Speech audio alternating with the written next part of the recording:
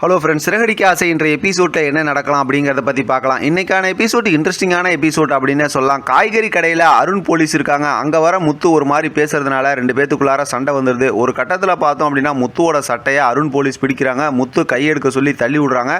அதனால் அருண் போலீஸோட சட்டை வந்து அந்த இடத்துல கொஞ்சம் கிழிஞ்சிருது, பாக்கெட்லாம் கிழிஞ்சிருது. ரெண்டு பேர் பார்த்தா ஒருத்தர் பயங்கரமாக முறைச்சிக்கிட்டு அப்படியே கிளம்பிடுறாங்க.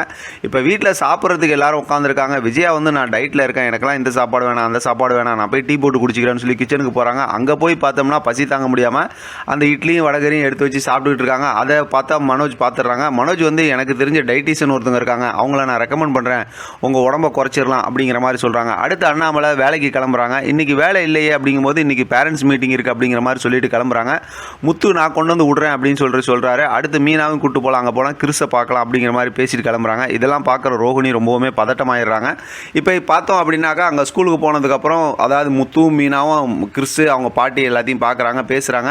இப்போ அவங்க பாட்டி அதாவது ரோஹிணியோட அம்மா வந்துட்டு மிஸ்ஸு அங்கே அதாவது உன்னை டீச்சர் தேடுவாங்க, நீ கிளம்புன்னு சொல்லி கிறிஸ் அமுச்சு விட்டுறாங்க.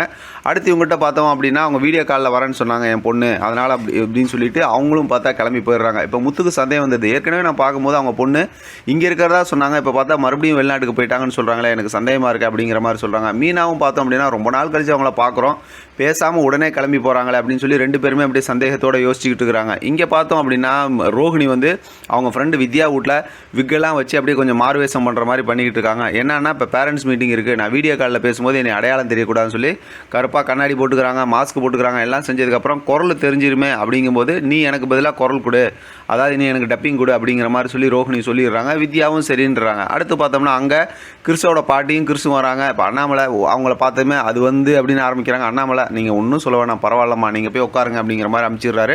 அவங்களும் போய் அங்கே பேரண்ட்ஸ் மீட்டிங்கில் உட்காந்துடுறாங்க. இங்கே பார்த்தோம் அப்படின்னா பேசுறதுக்கு ரோஹிணியும் வித்யாவும் ரெடி ஆகிடுறாங்க.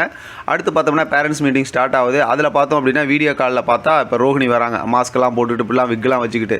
அதை பார்க்குற கிறிஸ் வந்து இது நம்ம அம்மாவே இல்லை, அப்போ வித்யாவோட குரலை கேட்டமே இது அம்மாவோட குரலே இல்லை அப்படிங்கிற மாதிரி சொல்லும்போது பக்கத்தில் அவங்க பாட்டிக்கு தான் தெரியும், அவங்க அம்மாவுக்கு தான் தெரியல, நீ கம்முட்றான்னு சொல்லிடுறாங்க. அடுத்து இவங்க கேட்குற கேள்விக்கெல்லாம் அவங்க பதில் சொல்லிக்கிட்டு இருக்காங்க. ஆனால் அண்ணாமலை இதெல்லாம் பார்த்துட்டு இது வந்து என்னது கிறிஸோட அம்மா இந்த மாதிரி பேசுகிறாங்க, இது யாராக இருப்பாங்க, மாஸ்க்லாம் போட்டுட்டு வந்திருக்காங்க வீடியோ காலில் கூட அப்படிங்கிற மாதிரி யோசனையோடு பார்க்குறாங்க.